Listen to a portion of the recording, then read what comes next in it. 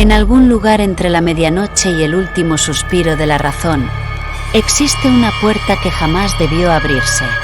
Una grieta invisible entre nuestro mundo y aquello que habita más allá de lo comprensible. Dicen que algunas historias nacen de la imaginación, pero otras surgen de antiguos susurros, de documentos olvidados, de testimonios que nadie se atrevió a contar en voz alta. Esta noche, las sombras volverán a hablar. Y cuando lo hagan, quizá descubras que lo imposible ha estado observándonos desde siempre. Bienvenidos a El Portal de lo Imposible. Un lugar donde la realidad se distorsiona, el misterio respira entre las sombras y cada relato es una invitación a cruzar los límites de lo conocido. Aquí encontrarás historias de criaturas inexplicables, sucesos paranormales, mundos ocultos, viajeros del tiempo, civilizaciones perdidas, pactos oscuros y secretos capaces de cambiar todo lo que creías verdadero. Apaga las luces, ponte cómodo y escucha atentamente. Una producción de Augusto Curiel. Darius. De Augusto Curiel. Prólogo. En el país de Ventura, en los agrestes parajes de Puerto del Norte, rebautizada como San Ignacio del Norte en 1715, una ciudad del estado de Orán donde el viento arrastra secretos y las ruinas guardan memorias olvidadas, se desarrolla una historia que trasciende el tiempo. Adrián, con la mirada de quien parece haber vivido más de lo que sugiere su edad, nos invita a adentrarnos en este relato. Bajo el calor abrasador del desierto de Costa Vieja y entre las tapias de una antigua fábrica de hielo, nace una amistad insólita que marcará su vida para siempre. Adrián, un niño de 12 años, encuentra en Darius un enigmático fugitivo. Pero Darius no es solo un inquilino en la vieja propiedad de la familia, es un ser atrapado entre dos mundos, cuyas cicatrices y misterios lo conducen en una interminable búsqueda de redención. Entre las sombras de esa conexión sobrenatural, se despliega una narrativa que nos lleva desde la aventura de los años 60, hasta los remotos días de la reconquista de la península ibérica, cuando los cristianos y los moros se enfrentaban a la orilla del río Valdero, con los castillos de Quintana y Peña Gris como testigos de siglos de lucha. Es en esa frontera entre la historia y lo mágico donde Darius y Alonso de Quintana combaten, no solo a las tropas moras, sino también a los temores y creencias de un pueblo que conviven con seres oscuros y malditos habitando en las cuevas y castillos. La llegada del misterioso caballero Aegidius de Montmirail a las costas de Puerto del Norte, tras una centenaria persecución de los secretos que Darius guarda celosamente, añade una capa más de peligro y misterio. Él, impulsado por una promesa sagrada, un juramento que le impide morir hasta cumplir su misión, se convierte en un cazador implacable. Es en este gatuperio de traiciones, redenciones y pactos antiguos donde Adrián, inicialmente un observador inocente, comenzará a comprender el legado que Darius intenta dejarle. Esta novela no es solo una historia de maldiciones ancestrales, es un tributo y reconocimiento a la conciencia universal y al efecto mariposa. Sugiere mediante su mensaje la existencia de las relaciones kármicas y la familia de almas gemelas. Durante su trayecto narrativo creamos un viaje íntimo por los paisajes y tradiciones de una ciudad que vibra con mitos locales, desde los contrabandistas que surcan las costas del país hasta las sombras de los túneles bajo las calles coloniales de Puerto del Norte. A través de los ojos de Adrián, asistimos a un rito de paso, un encuentro con lo desconocido que nos invita a cuestionar los límites entre lo real y lo fantástico. Así, en el corazón de esta historia de lealtad y sacrificio, se despliega un mensaje profundo sobre la lucha interna por trascender, sobre la naturaleza de la eternidad, y sobre el peso de los secretos que, a veces, perduran más allá de la muerte. En esta novela, los personajes, apellidos y lugares conforman una fusión entre realidad y fantasía. Aunque algunos nombres y escenarios pueden recordar elementos históricos o geográficos reales, han sido reimaginados con total libertad creativa para dar forma a una trama literaria que explora lo sobrenatural y el misterio. Todo lo narrado aquí es pura ficción, diseñada para sumergir al lector en un mundo alternativo donde lo real y lo imaginario se entrelazan sin pretensión de representar personas o lugares específicos. Sabrá el lector perdonar inexactitudes o situaciones intemporales, inevitables cuando se entrelazan la ficción literaria y el realismo mágico. En otras palabras, no buscamos ofender ni herir susceptibilidades. Bienvenido a este universo donde las fronteras del tiempo, la vida y la muerte se desvanecen, y donde los códigos sagrados, las promesas y el legado de un ser especial guiarán el destino de un muchacho normal. Capítulo 1. El escape de las sombras. Desperté de golpe al sentir una mano sobre mi hombro.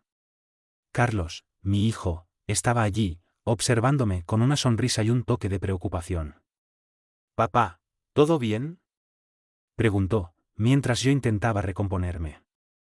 Sí, estaba soñando, respondí, un poco avergonzado.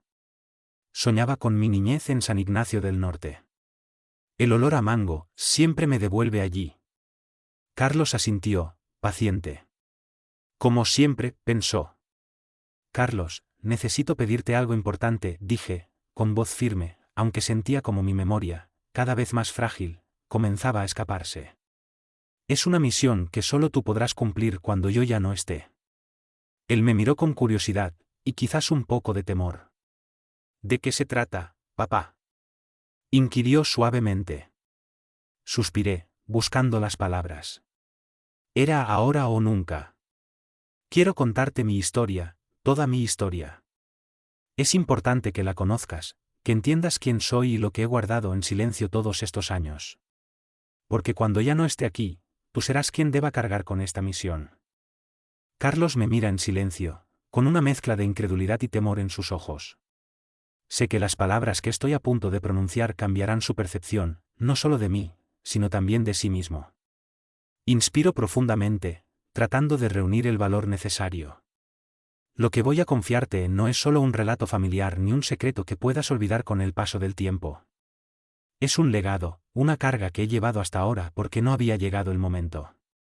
Pero ahora, Carlos, ese momento ha llegado, y tú eres el único que puede continuar lo que yo empecé. Él sacude la cabeza, intentando procesar lo que acaba de oír. Su voz, temblorosa, rompe el silencio. ¿Por qué yo? ¿De qué se trata esto? Padre, no entiendo. Me inclino hacia él, tomando sus manos entre las mías. Las arrugas en mis dedos contrastan con la juventud que aún brilla en los suyos. No tienes que entenderlo todo ahora. Solo prométeme que escucharás, que guardarás esto como el más preciado de los tesoros. Que, cuando llegue el momento, harás lo que debes hacer, aunque no lo comprendas del todo. Carlos baja la mirada, apretando los labios, luchando contra lo que siente como una imposición. Finalmente, con un suspiro pesado, asiente. Lo prometo, aunque no sé si seré capaz.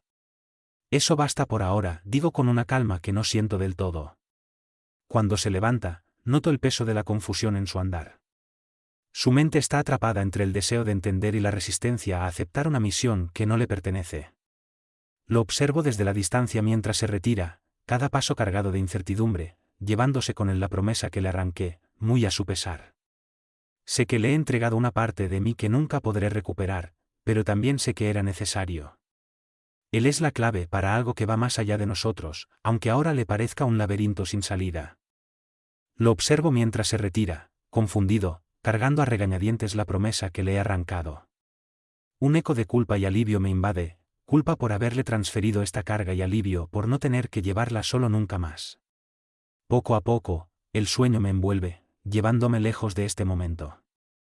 Las imágenes comienzan a formarse, borrosas al principio, y luego más claras. Estoy de nuevo en San Ignacio, bajo el cielo interminable, respirando el aroma inconfundible de los mangos maduros. La brisa cálida acaricia mi rostro mientras las sombras del pasado regresan, llevándome de vuelta a ese mundo donde todo comenzó. Una vez más, los ecos de los secretos que he guardado toda mi vida se convierten en sueños. San Ignacio del Norte, 1967. Agosto de 1967, vacaciones escolares, época propicia para mis primos y para mí, quienes vivíamos en ciudades diferentes. Sin falta alguna nuestros padres nos enviaban a casa de nuestros tíos y abuelos para descansar un poco de nosotros. Esos días nos invitaban a explorar cada rincón de la ciudad.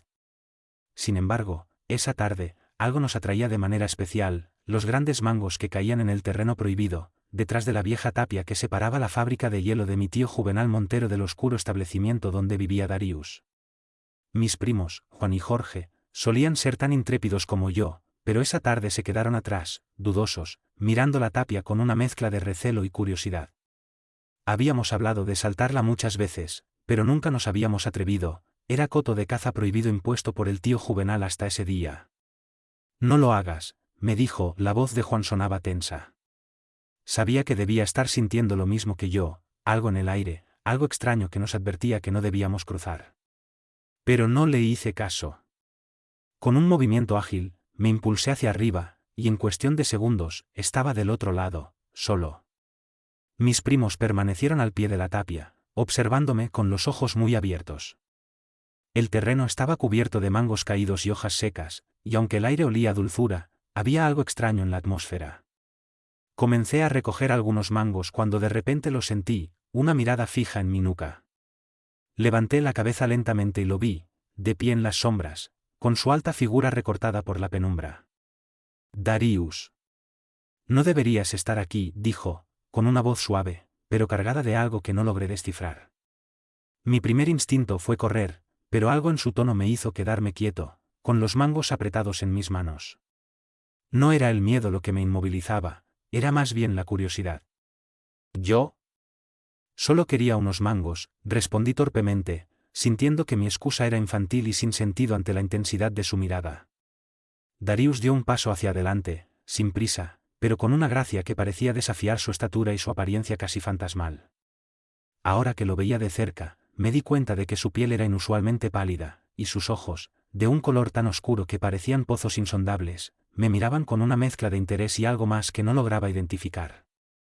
El hambre no siempre es lo que parece, muchacho, dijo en voz baja, mientras su mirada se desviaba momentáneamente hacia los mangos que yo sostenía. Hay apetitos mucho más profundos, más oscuros, apetitos que no se calman con frutas. Llévate los que quieras, me dijo. No supe qué responder. A mis espaldas, podía oír a mis primos susurrar entre sí, probablemente tratando de reunir el valor para llamarme de vuelta, pero sus voces se sentían lejanas, como si el mundo se hubiera reducido a este espacio entre Darius y yo. Adrián, ¿verdad? Preguntó, y yo asentí, sorprendido de que supiera mi nombre. Darius sonrió amargamente, aunque de una manera tranquilizadora. No te preocupes, me dijo, conozco el nombre de todos ustedes.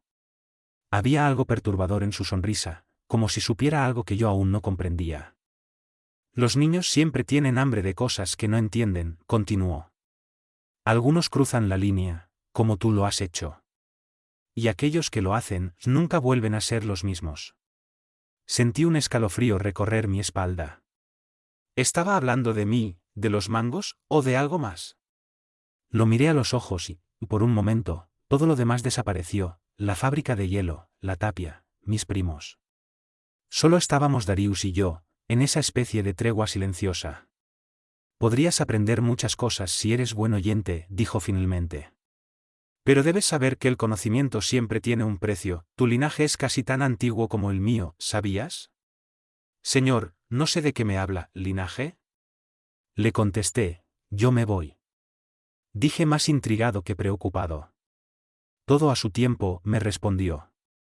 Entonces, dio media vuelta y se desvaneció en las sombras del depósito, dejándome con más preguntas que respuestas. Me quedé allí, inmóvil, hasta que la voz de Juan me sacó de mi trance. Adrián, vuelve ya. Gritó desde el otro lado de la tapia. Con el corazón acelerado y una mezcla de confusión y fascinación en el pecho, recogí los mangos que había dejado caer y regresé al otro lado de la tapia. Juan y Jorge me miraron expectantes, sus ojos llenos de preguntas. ¿Qué pasó allá adentro? Insistió Juan, acercándose. Sí, Adrián, ¿viste algo, o a alguien? Añadió Jorge, con la voz temblorosa. Miré los mangos en mis manos, aún sintiendo el peso de lo que acababa de experimentar.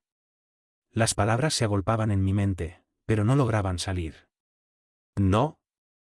No pasó nada, murmuré, esquivando sus miradas.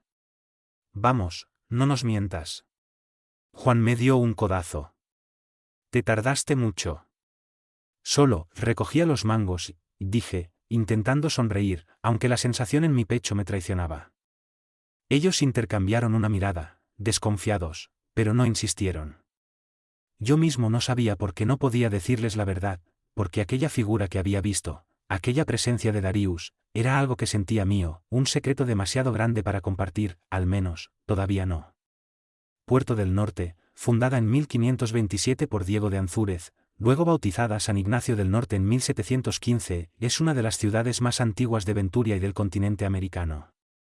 Originalmente llamada Amaruya por los indígenas caiquenes que habitaban la región y que podría traducirse como tierra de espíritus o lugar de los ancestros. La ciudad tuvo el honor de ser la primera capital de Ventura, un título que refleja su importancia en los primeros tiempos coloniales.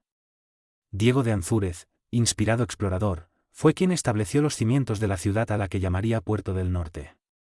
Este nombre fue elegido al azar, luego fue rebautizado en honor a San Ignacio de Loyola, cuyo carácter fuerte y espíritu de lucha resonaban profundamente en Ansúrez. Al fundar la ciudad en un punto estratégico de la región, Ansúrez buscaba que ésta se convirtiera en una capital de expansión y desarrollo, un centro desde el cual irradiara el dominio y la presencia de su imperio hacia las zonas del norte de Venturia. Además, del norte servía como símbolo de una posición de resistencia ante las vastas tierras desconocidas más allá, que para los exploradores de su época representaban tanto promesas de riqueza como misterios y peligros. La región de Venturia recibió su nombre en 1495 cuando exploradores españoles se encontraron con las costas de esta nueva tierra y quedaron asombrados por la abundancia y la belleza del entorno. Los expedicionarios sentían que habían llegado a una tierra fértil y prometedora, llena de venturas o aventuras, que ofrecían riquezas tanto naturales como espirituales. Desde entonces, Venturia se convirtió en símbolo de una tierra de oportunidades, llamada así tanto por sus promesas como por los riesgos y desafíos que planteaba. El nombre evocaba no solo el paisaje, sino también el espíritu de los hombres que, con valentía, deseaban explorar y establecer nuevos horizontes en esta tierra desconocida.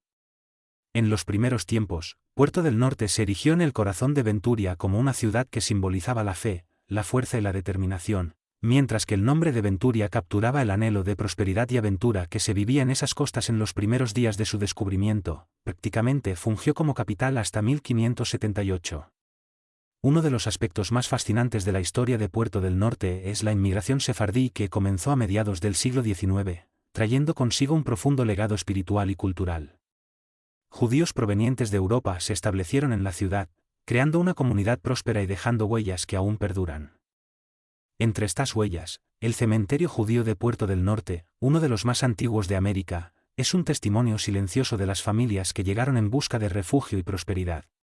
Con ellos, también llegaron conocimientos de la cábala y otras tradiciones esotéricas, que se integraron en el entramado místico de la región y contribuyeron a un ambiente cargado de creencias sobrenaturales.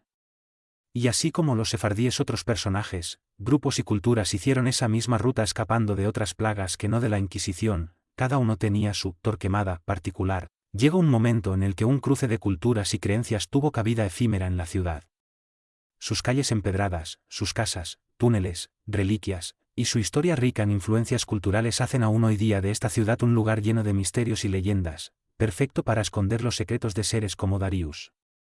San Ignacio del Norte, una ciudad impregnada de misterios y leyendas, un refugio ideal para ocultar secretos como los de Darius. La llegada de nuevos inmigrantes enriqueció profundamente la vida de la ciudad. Su diversidad cultural trajo consigo un auge en el comercio, con nuevos productos y mercados que revitalizaron la economía local. Además, la influencia de estos habitantes fomentó el desarrollo de la educación y la salud, ya que muchos aportaron conocimientos especializados y se dedicaron a la educación, salud, comercio y banca. San Ignacio del Norte vivió una transformación gracias a la multiplicidad de oficios y saberes de estos recién llegados. Sin embargo, no todos los grupos inmigrantes encontraron la misma acogida. En San Ignacio, la comunidad judía, que también llegó buscando oportunidades, enfrentó un rechazo marcado por la intolerancia. En un episodio que los historiadores locales denominan la Noche de los Cristales Rotos de San Ignacio, estallaron actos de violencia y vandalismo contra sus negocios y hogares, reflejo de prejuicios profundamente arraigados. Este trágico evento dejó cicatrices en la ciudad, recordando los retos y tensiones que acompañaron a esta compleja etapa de inmigración y cambio cultural. El rechazo hacia la comunidad judía en San Ignacio tuvo un momento trágico en 1855, cuando se produjo un pogromo que expulsó a la mayoría de las familias judías de la ciudad. Este evento, conocido históricamente como el Pogromo de San Ignacio, fue una manifestación de antisemitismo que implicó ataques a las propiedades de los judíos, saqueos y agresiones físicas. Aunque no fue exactamente una noche de los cristales rotos, como en la Alemania nazi, comparte similitudes en términos de violencia y discriminación contra esta comunidad. La llegada de los judíos sefardíes había sido crucial para su desarrollo económico y cultural. Capítulo 2. El oscuro pasado de Darius. Darius no recordaba con claridad cómo había sido su vida antes de convertirse en lo que ahora era. Durante la Alta Edad Media, y desde finales del siglo XIII había vivido huyendo, de pueblo en pueblo, de ciudad en ciudad. Los cazadores de herejes, brujos, y cualquier otro ser acusado de cualquier cosa que atentara contra el status quo de la Iglesia y el Estado se multiplicaban. Clérigos y mercenarios estaban siempre al acecho. Darius nació en Kernab, en el seno de una familia noble lituana hacia el año 1225, en una época donde los resquicios de las antiguas creencias paganas aún vibraban bajo la superficie de un cristianismo creciente. Kernab era un centro político, económico y cultural significativo y, además, servía como la primera capital del Gran Ducado de Lituania. Estaba ubicada a lo largo del río Neris y contaba con fortificaciones de madera y varios asentamientos fortificados en sus colinas, lo que la convertía en un centro defensivo esencial. Kernab no solo era un núcleo político sino también un centro espiritual, y sus colinas eran sitios de culto pagano hasta la cristianización de Lituania. En su hogar, los ecos de los dioses antiguos se mezclaban con las oraciones cristianas, y las leyendas de los guerreros baltos, que se decían descendientes de espíritus de los bosques, eran susurradas en las largas noches de invierno. Desde niño, Darius sentía una conexión con estas historias de poder y misterio, como si una sombra persistente de su linaje lo llamara desde las raíces de los viejos bosques lituanos. La niñez de Darius transcurrió entre los frondosos bosques de su tierra natal, un lugar donde la niebla espesa parecía envolver secretos antiguos. Le fascinaban los relatos de su abuela, quien todavía rendía homenaje a los espíritus del bosque, dejando ofrendas de pan y leche en los claros al anochecer. Aunque fue bautizado y criado en la fe cristiana, en secreto su abuela le enseñaba sobre los rituales antiguos, instruyéndolo en el respeto a las fuerzas invisibles que habitaban en cada árbol y arroyo. Estas enseñanzas, aunque clandestinas, despertaron en Darius un respeto profundo hacia lo oculto y lo desconocido, una reverencia que nunca se desvaneció. Al entrar en la pubertad, Darius comenzó a distinguirse de sus compañeros. Era ágil y fuerte, pero también tenía una percepción que parecía ir más allá de lo humano. Podía sentir el peligro antes de que ocurriera, y a veces soñaba con eventos que luego se convertían en realidad. Sus padres atribuían estas habilidades a la providencia divina, pero su abuela le confesó que los dones que poseía eran parte de su linaje. Le explicó que su sangre provenía de los antiguos guerreros baltos, Kriviayo Baidiluts, sacerdotisas. Estos oficiaban rituales y mantenían la conexión con los dioses del panteón báltico, como Perknas, dios del trueno, y Yemina, diosa de la tierra, quienes habían sido bendecidos por los dioses para proteger los secretos del bosque y luchar contra las amenazas de otras tierras. Su fama de valiente y guerrero invencible se forjó cuando, inexplicablemente, una densa niebla envolvió por meses las aldeas cercanas a Kernab, y cada noche, los aullidos de los lobos resonaban entre las colinas y los bosques. Los aldeanos vivían aterrorizados. Primero, habían sido las ovejas y las vacas las que desaparecieron, luego las gallinas, hasta que finalmente comenzaron a perder a sus propios hijos. Los lobos, impulsados por una ferocidad inusual, se acercaban cada vez más a las chozas, rompiendo las endebles puertas y arrastrando a los bebés en la oscuridad. Los gritos desesperados de las madres llenaban el aire. Las familias empezaron a cerrar sus puertas y a amarrar sus casas con hierbas sagradas y ramas de enebro, con la esperanza de ahuyentar a las bestias. Sin embargo, nada parecía detenerlos. Hasta que una noche, Darius, conocido por sus conocimientos arcanos y su habilidad para lidiar con lo sobrenatural, decidió intervenir. Se presentó en la aldea al anochecer, envuelto en una capa oscura y con un aura de misterio que provocó que los aldeanos lo observaran con una mezcla de esperanza y recelo. Darius escuchó los relatos aterradores y sintió la desesperación de los aldeanos como un peso sobre su propio pecho. Al caer la noche, se dirigió al bosque, siguiendo las huellas y rastros de sangre que las bestias habían dejado en sus incursiones. A medida que avanzaba entre los árboles, el silencio era casi sobrenatural. Darius percibía el olor acre de los lobos y escuchaba sus gruñidos, mezclados con el susurro de las hojas. Finalmente, llegó a un claro donde una decena de lobos aguardaba, sus ojos brillando con una luz antinatural. No era solo hambre lo que los guiaba, había algo más oscuro, una especie de maldición que había avivado su agresividad y les había permitido burlar las defensas de los aldeanos. Darius se enfrentó a ellos, invocando palabras antiguas, invocaciones grabadas en su memoria desde hacía siglos. Levantó las manos, y en un idioma incomprensible, pronunció una maldición que buscaba atar sus espíritus a la tierra, privándolos del deseo de cazar humanos. Los lobos, confusos al principio, se lanzaron contra él en una embestida de colmillos y pelaje. Darius peleó con una fuerza sobrehumana, deslizándose entre ellos con movimientos rápidos y precisos. Con una daga de plata en mano, acabó con los líderes de la manada, aquellos que tenían los ojos más brillantes, los que parecían dominar a los demás. Los aullidos de los lobos resonaron en el claro, y uno a uno fueron cayendo, hasta que solo quedó el silencio, roto por el crujir de las hojas bajo sus botas. Al amanecer, Darius regresó al pueblo, cubierto de heridas y con la ropa desgarrada. Los aldeanos lo recibieron como a un salvador, y cuando se enteraron de lo que había hecho, se sintieron aliviados por primera vez en meses. Los lobos ya no regresarían, y la paz volvía a reinar sobre las colinas de Kernab. Lo convirtieron en un icono llamándolo el Señor de los Lobos o Vilku-Baldovas. Fue en este periodo cuando Darius comenzó a interesarse por la guerra. Su padre, un noble con influencia y amigos en la corte, le enseñó a manejar la espada y a cabalgar con destreza. Con el tiempo, su habilidad para la lucha y su porte en el campo se volvieron legendarios en la región. Se decía que combatía con una furia casi sobrenatural, como si algún espíritu lo poseyera en el calor de la batalla.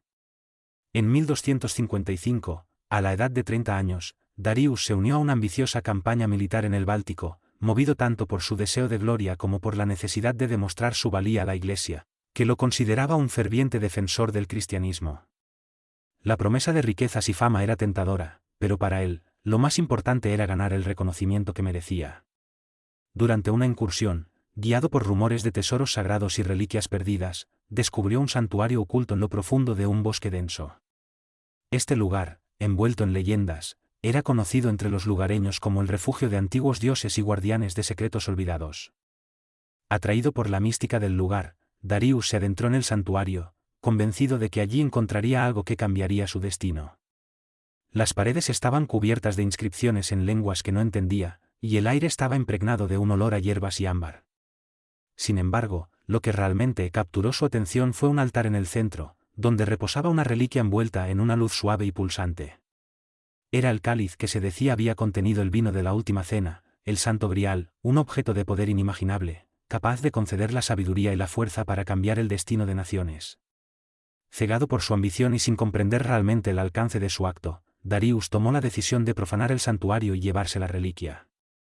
Era un acto temerario, una falta de respeto a las fuerzas que habían protegido aquel lugar durante siglos.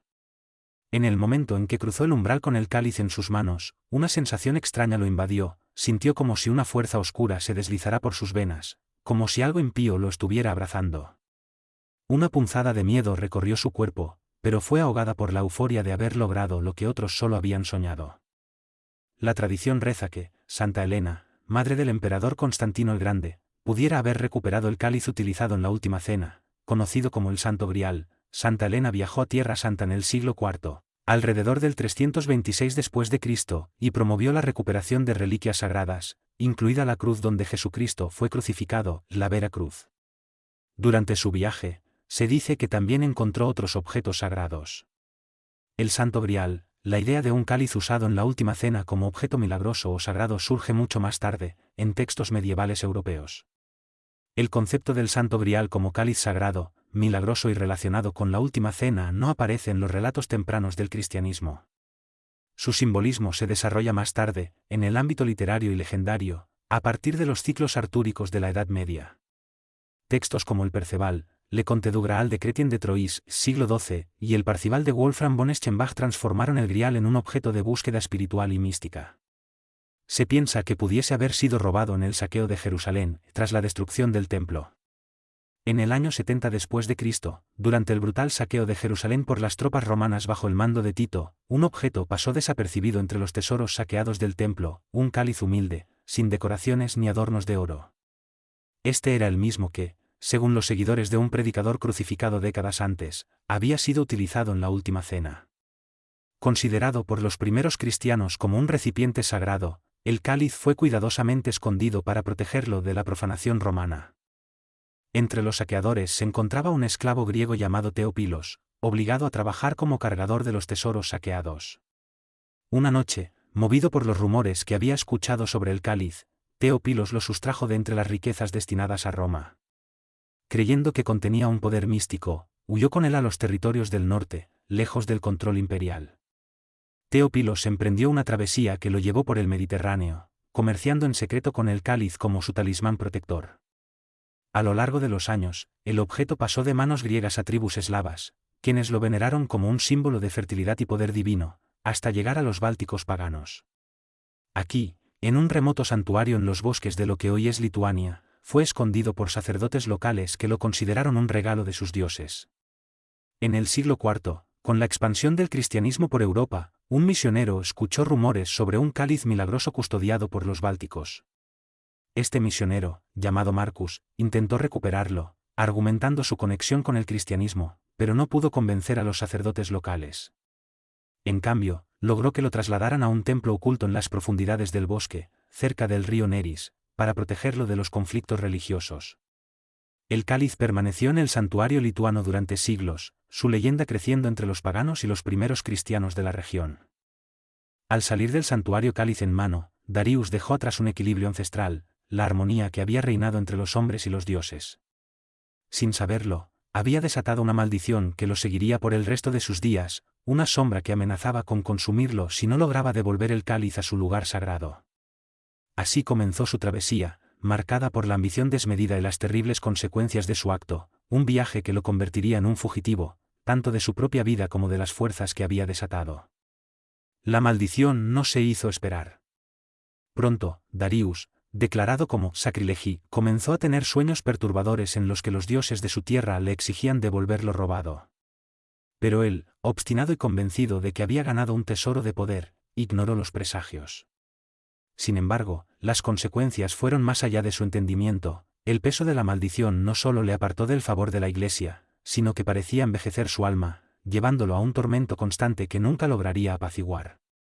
Poco tiempo después, mientras huía de la ira de la Iglesia y de las extrañas enfermedades que habían comenzado a consumir su cuerpo, Darius encontró a los Cribiaio Baidiluts, un grupo de sacerdotisas y guerreros de su tierra, guardianes de los secretos de los antiguos dioses y del equilibrio de la naturaleza. Al enterarse de su sacrilegio, los Cribiai decidieron no castigarle, sino ofrecerle una oportunidad de expiación. Durante años, lo instruyeron en los misterios del bosque, enseñándole a entender las fuerzas que había perturbado y a respetar la antigua sabiduría de su linaje. Bajo su guía, Darius comenzó a desarrollar un conocimiento profundo de los antiguos rituales de sanación y las conexiones con el mundo espiritual. En 1260, deseoso de encontrar una manera de liberarse de su maldición y pensando que servir a la Iglesia le daría una redención, se unió a las campañas de la Reconquista en la península ibérica.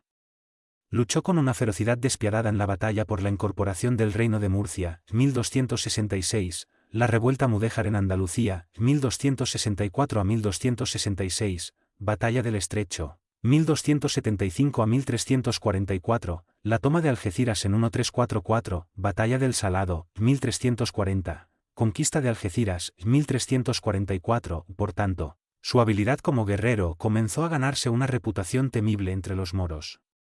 Durante este tiempo, llegó a ser conocido como uno de los caballeros más implacables, dispuesto a hacer cualquier cosa por una segunda oportunidad.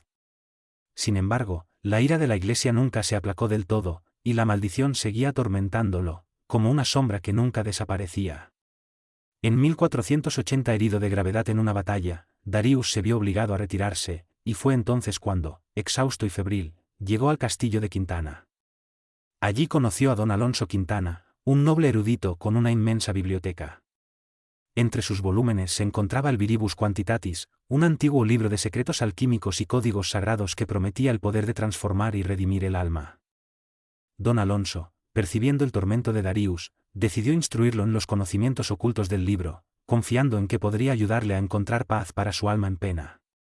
Así comenzó para Darius un camino hacia la redención que le conduciría a los rincones más oscuros de la magia y la alquimia, en una búsqueda interminable que se entrelazaba con la maldición que lo condenaba.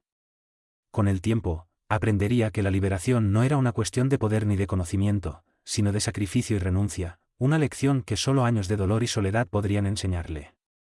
Con el tiempo, Darius comprendió que su castigo no solo se debía a su ambición de poder, sino a haber alterado el equilibrio entre el mundo espiritual y el terrenal. Darius en 1491 se embarcó en el Luz de Andalucía en el puerto de Barcelona con destino a Alicante. El comercio entre Barcelona y Alicante incluía una variedad de productos, como telas, especias, vino, aceite y pescado, además de bienes agrícolas.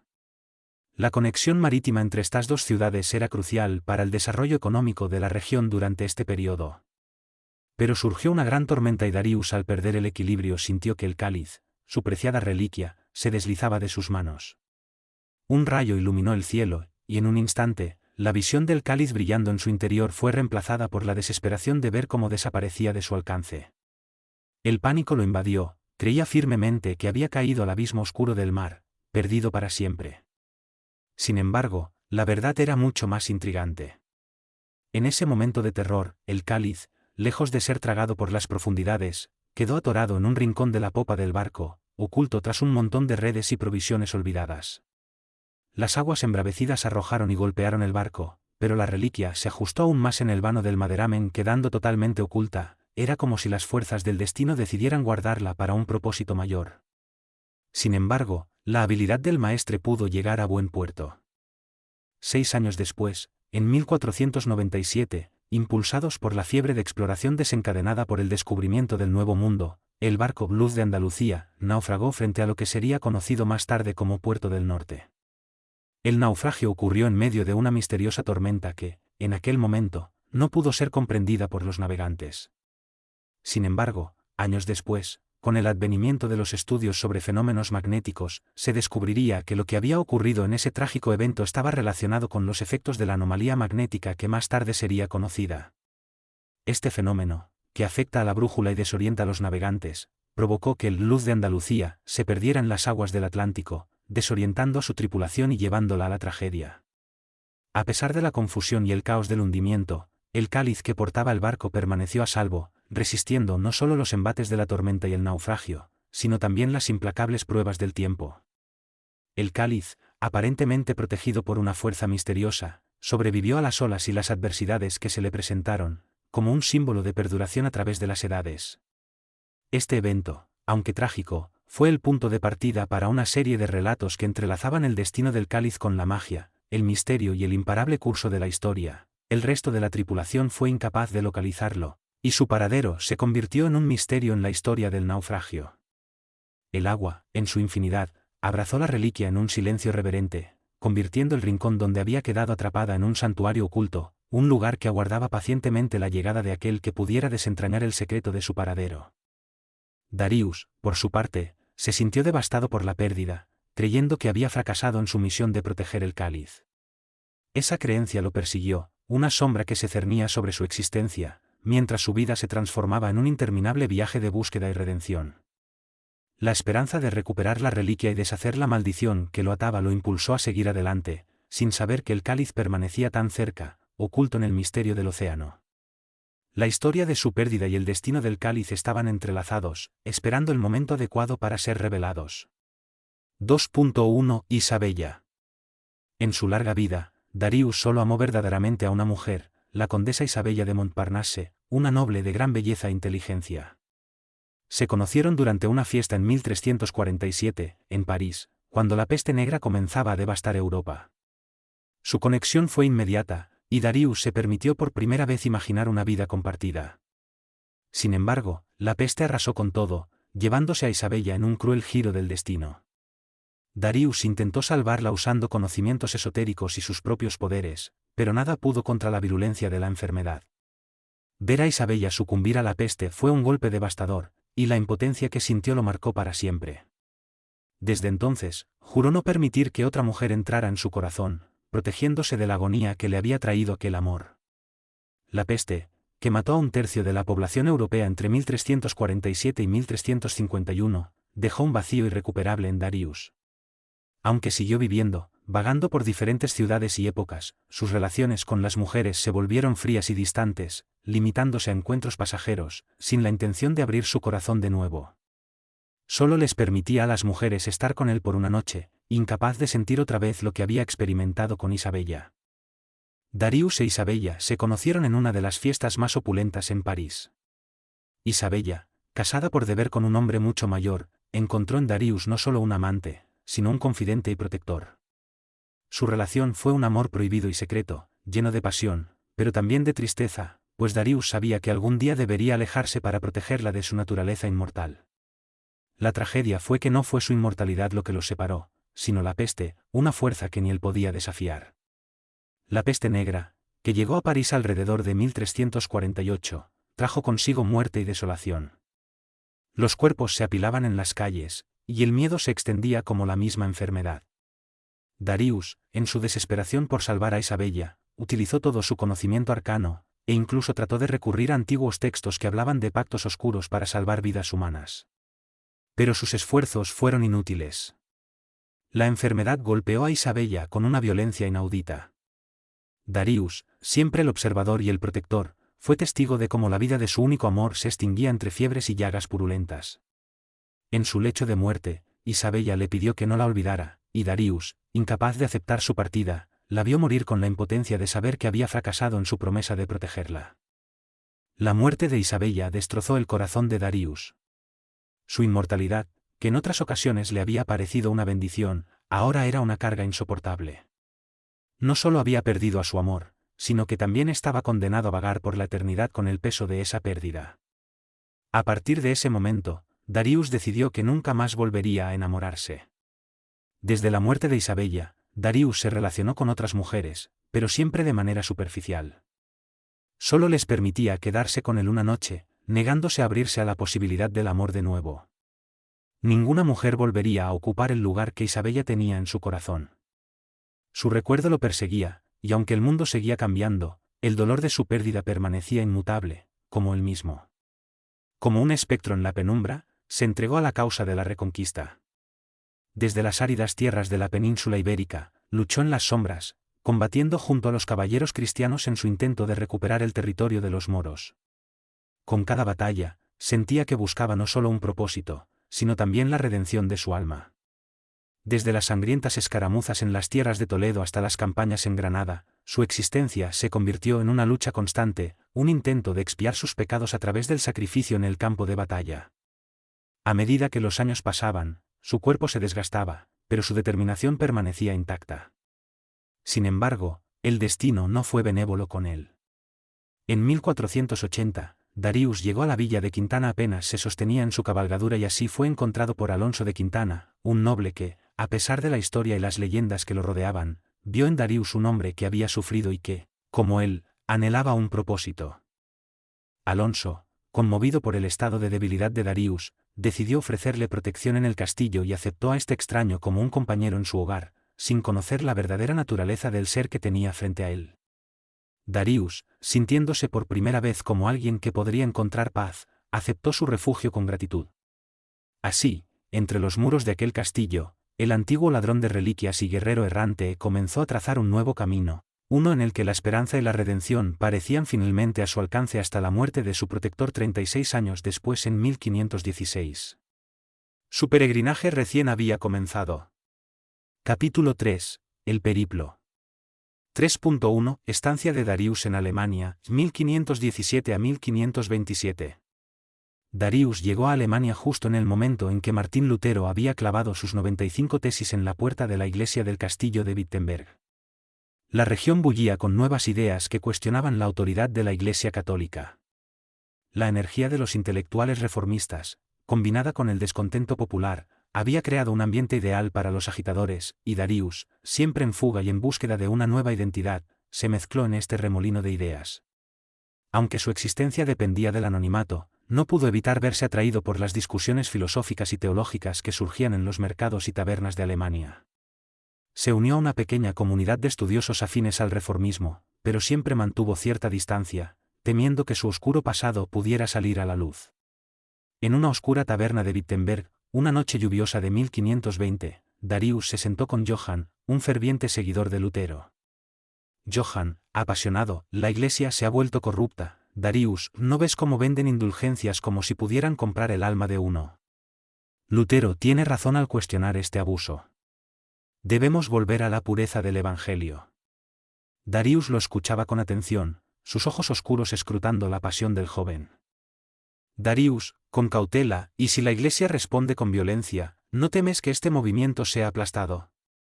Johann, con determinación, si es necesario, moriremos por la verdad. La luz de la reforma ya no puede ser apagada. Ni siquiera por el Papa. Darius asintió, pero en su interior sabía que la violencia ya había comenzado. Las tensiones entre los reformistas y los leales a Roma crecían cada día. Los rumores de persecuciones empezaban a filtrarse. Darius, con voz sombría, entiendo esa pasión, Johann, pero he visto arder a quienes se han enfrentado al poder de la Iglesia. Pienso en los cátaros, sus aldeas fueron reducidas a cenizas, sus creyentes masacrados.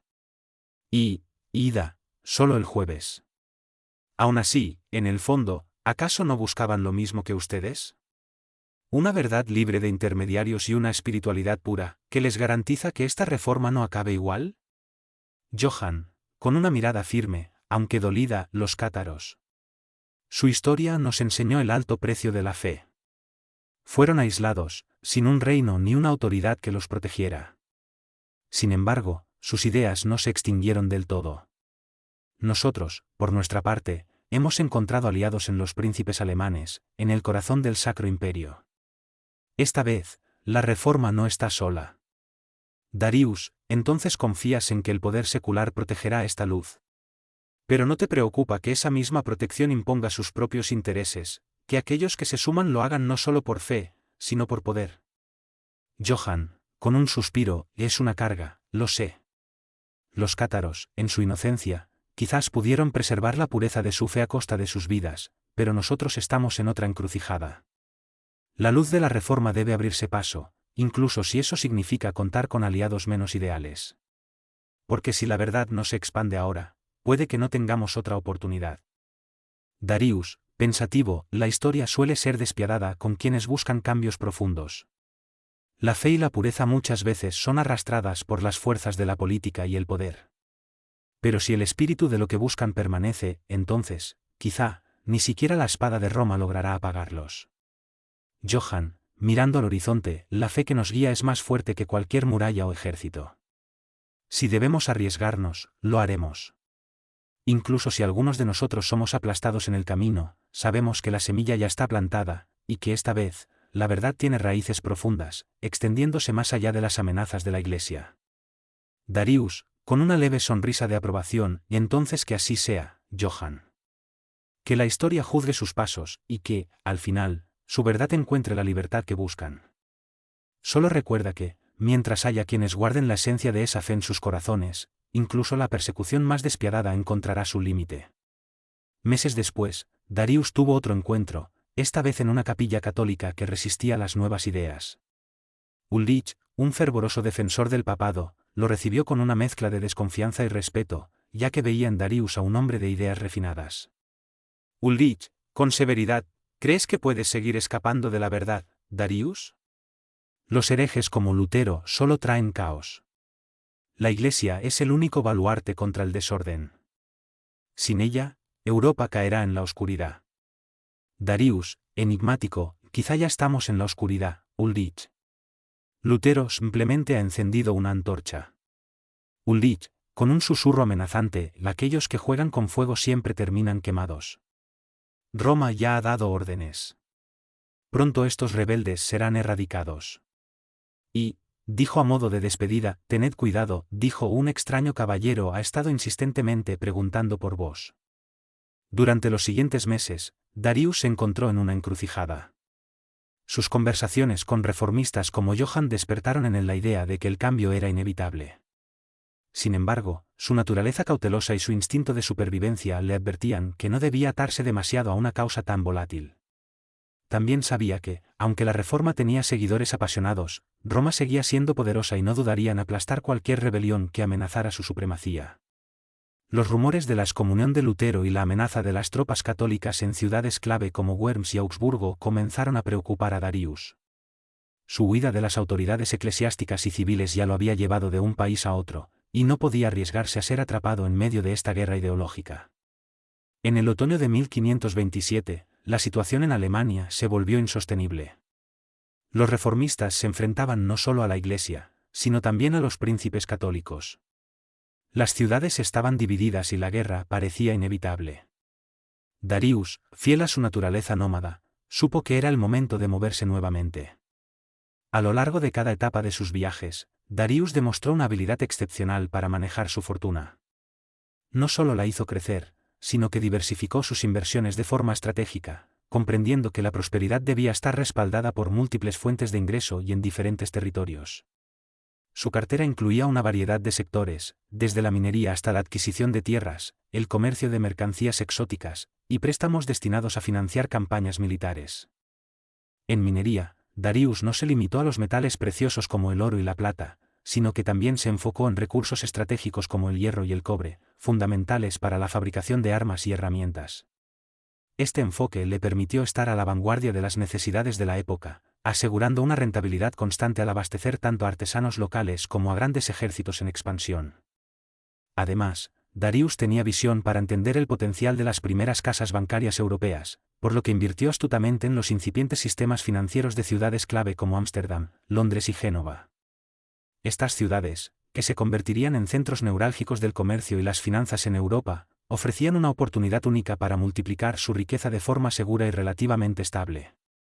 Las inversiones en casas bancarias no solo le proporcionaron grandes rendimientos, sino que también le otorgaron influencia en los círculos de poder, lo que fortaleció aún más su posición económica y política. 3.2 Los cátaros. Los cátaros, también conocidos como buenos hombres o albigenses, surgieron en el sur de Francia, en la región de Languedoc, a finales del siglo XI y principios del XII. Su movimiento, nacido de una interpretación austera y espiritual del cristianismo, rechazaba muchos de los rituales y dogmas del catolicismo romano. Creían en la existencia de dos fuerzas fundamentales en el mundo, el bien, asociado al mundo espiritual, y el mal, ligado al mundo material. Para los cátaros, la Iglesia católica representaba precisamente esa corrupción material que los alejaba de la verdadera fe. Esta doctrina dualista atrajo a muchos seguidores, sobre todo entre los campesinos y nobles del Languedoc, quienes se identificaban con la vida sencilla, lejos de la riqueza y la opulencia de Roma. Al avanzar su influencia, la Iglesia católica comenzó a ver en los cátaros una amenaza directa. Así, en 1209, el Papa Inocencio III declaró una cruzada, conocida como la Cruzada Albigense, para erradicar esta herejía. Fue una campaña feroz, marcada por masacres y el asedio de ciudades enteras, como Béziers y Carcasona. La guerra contra los cátaros culminó en 1244, con la caída de la fortaleza de Montségur, último bastión de resistencia. Cientos de cátaros fueron quemados vivos en una pira masiva al negarse a renunciar a su fe. Esta derrota fue total, y el movimiento cátaro fue destruido, pero la brutalidad empleada en su aniquilación marcó uno de los episodios más oscuros de las cruzadas internas de la Iglesia, señalando un precedente en su lucha violenta contra la disidencia. La historia de los cátaros fue solo una de las muchas batallas de la Iglesia católica para asegurar su supremacía espiritual y doctrinal. En siglos posteriores, surgirían otras rebeliones, como la de Janjus en Bohemia o el movimiento luterano en Alemania, cada uno marcado por la misma tensión entre la fe personal y la autoridad eclesiástica. Sin embargo, el destino de los cátaros fue el de los pioneros, víctimas de un poder que se sentía amenazado y que, al responder con la espada y el fuego, dejó grabada una advertencia en la historia de los movimientos heréticos. El último bastión de los cátaros fue el castillo de Montségur, ubicado en el sur de Francia, en la región de Occitania. Este refugio de los cátaros cayó en manos de las fuerzas de la Cruzada Albigense el 16 de marzo de 1244. Tras un asedio de 10 meses, aproximadamente 200 cátaros que se habían negado a renunciar a su fe fueron quemados en una pira masiva al pie de la fortaleza, marcando el fin de la resistencia cátara. 3.3 Darius en Roma, entre sombras y poderes, 1527 a 1642. Darius llega a Roma en 1527, pocos meses después del infame saqueo de Roma por las tropas de Carlos V y mismo año de la fundación de Puerto del Norte. La ciudad, centro de la cristiandad, había sido violentamente atacada por las fuerzas del Sacro Imperio Romano Germánico, quienes, compuestos en su mayoría por soldados luteranos, desataron el caos en la capital papal. Los horrores del saqueo dejaron una huella profunda en la ciudad, cadáveres en las calles, iglesias profanadas y la autoridad del Papa Clemente VII puesta en duda. Este ambiente de desolación y reconstrucción fue el contexto en el que Darius, en su naturaleza semi-inmortal, encontró su primer refugio. Roma, una ciudad en plena crisis, estaba llena de personajes poderosos que buscaban restaurar el orden. Entre ellos, Darius encontró un terreno fértil para moverse entre las sombras, buscando su lugar en este nuevo escenario de poder. Bajo su nueva identidad como Alexandre de Brienne, un enigmático noble supuestamente de origen francés, Darius se sumergió en los círculos de poder sin despertar sospechas. Con esta fachada, mantuvo un perfil reservado, y pronto estableció una relación de discreta cercanía con el Papa Clemente VII, quien buscaba afianzar su control sobre Roma en tiempos turbulentos. Alexandre se presentó como un hombre de notable cultura, un experto en conocimientos ocultos y alquimia, habilidades que le daban acceso a los líderes más influyentes de la Iglesia. El temor y la superstición dentro del clero alimentaban su influencia, su apariencia inalterable, combinada con un carácter enigmático, hacía de él una figura que inspiraba tanto respeto como cautela. Adoptando su nueva identidad, Alexandre utilizó cada conversación y encuentro para tejer su red de influencia desde las sombras, manipulando decisiones y eventos a su favor. Esta cautelosa reconstrucción de su identidad no solo le permitió ganar la confianza de figuras poderosas, sino que aseguraba su seguridad y perpetuaba su presencia en el centro del poder eclesiástico sin que nadie sospechara su verdadero origen. Fue en este entorno que Darius trabó amistad con el cardenal Ippolito de Medici, sobrino del Papa y una de las figuras más importantes del Renacimiento italiano. Ippolito, interesado en los secretos de la vida eterna, se sintió atraído por las habilidades de Darius y se rumoraba que mantenían reuniones clandestinas en las catacumbas de Roma, donde discutían las profundidades de la alquimia y la inmortalidad. Aunque no se sabía a ciencia cierta la naturaleza de su relación, Darius encontró en Ippolito un aliado y protector que lo mantendría a salvo de la atención indeseada. Durante las siguientes décadas, Roma vivió un resurgir bajo los mandatos de los papas de la familia Medici y posteriormente los Farnese. Darius, aunque siempre en las sombras, ejerció una influencia inesperada en las artes.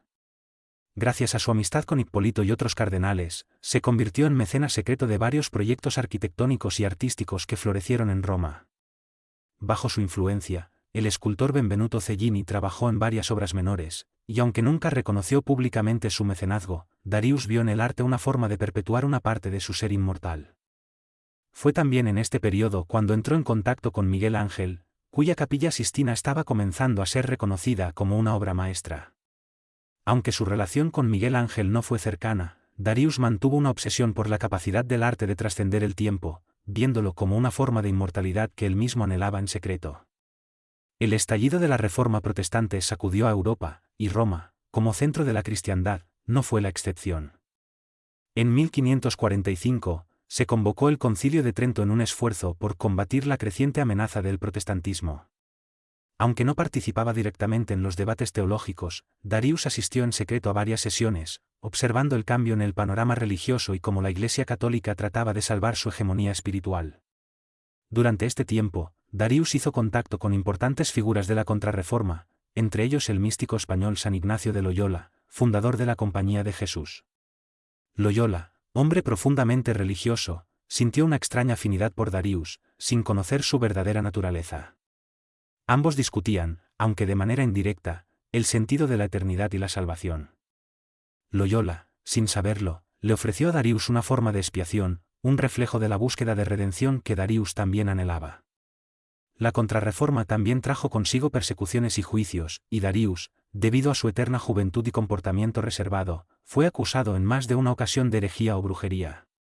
Fue aquí donde las relaciones que había cultivado a lo largo de los años lo protegieron, aunque se mantuvo constantemente al margen de la atención pública. A pesar del creciente control religioso, Roma seguía siendo un lugar de interés para alquimistas y científicos. Fue en este contexto que Darius se hizo cercano a Giordano Bruno, el filósofo y místico que más tarde sería quemado en la hoguera por sus ideas heréticas. Aunque ambos compartían una fascinación por los misterios del universo y la inmortalidad, Darius se mantuvo al margen de los peligrosos debates filosóficos que finalmente llevaron a Bruno a su trágico final. Además de Bruno, Darius también conoció a Galileo Galilei, cuyo conflicto con la Iglesia católica por sus teorías heliocéntricas marcaría un antes y un después en la relación entre ciencia y religión. Aunque no tuvo una relación cercana con Galileo, Darius observó con interés la evolución del pensamiento científico, viendo en él una posible respuesta a sus propios dilemas sobre la inmortalidad y el lugar del hombre en el universo. Para 1642, Darius se había cansado de la agitación política y religiosa en Roma. Aunque había sobrevivido a múltiples papados y a la constante vigilancia de la Inquisición, decidió que era el momento de abandonar la ciudad. Roma, con toda su gloria y sus sombras, ya no era un lugar seguro ni propicio para su existencia en las sombras. La atmósfera de intriga se había vuelto asfixiante, y el creciente control del clero sobre la vida cotidiana lo hacía sentir cada vez más observado. Fue entonces cuando dirigió su mirada hacia Francia, un país que se encontraba en plena transición hacia el absolutismo bajo el cardenal Richelieu y el joven Luis XIV. Francia prometía nuevas oportunidades, y Darius, siempre un sobreviviente, se embarcó hacia este nuevo horizonte, sabiendo que en su camino aún le quedaban muchos enemigos por enfrentar, pero también nuevas oportunidades para seguir buscando su propia redención. Su partida de Roma no fue una huida, sino una transición. Roma había sido un lugar donde Darius había dejado su huella, aunque siempre invisible. Ahora, con el caos religioso calmándose y una Europa en transformación, Francia se perfilaba como su próximo destino, una nación en la que, quizás, podría encontrar nuevas respuestas a sus viejas preguntas. 3.4 Encuentro inesperado, 1576. Durante una corta estancia de Darius en París, que en ese momento era un hervidero de filosofía, alquimia y ciencias ocultas. Los cafés y salones de intelectuales estaban llenos de rumores sobre secretos de longevidad, y el nombre de Saint-Germain resuena en las sombras. Darius se siente atraído por la creciente fama de este hombre que comparte el misterio del tiempo, pero desde una perspectiva espiritual y no por abominación. La curiosidad y la desconfianza lo llevan a acercarse. Darius se mueve con sigilo por las callejuelas del París iluminado solo por antorchas. Las sombras parecen abrazarlo mientras camina, su capa ondeando en el viento frío de una noche otoñal. Finalmente, llega a una pequeña mansión donde, según ha escuchado en las conversaciones susurradas de los nobles, se aloja el misterioso conde de Saint-Germain. Los sirvientes, al verlo, se apartan instintivamente. Ellos reconocen la eternidad en su mirada. En el salón principal, entre libros y frascos llenos de compuestos alquímicos, Saint-Germain está de pie frente a una mesa, examinando un manuscrito. No parece sorprendido cuando Darius entra, como si lo esperara. Saint-Germain, sin levantar la mirada del manuscrito, finalmente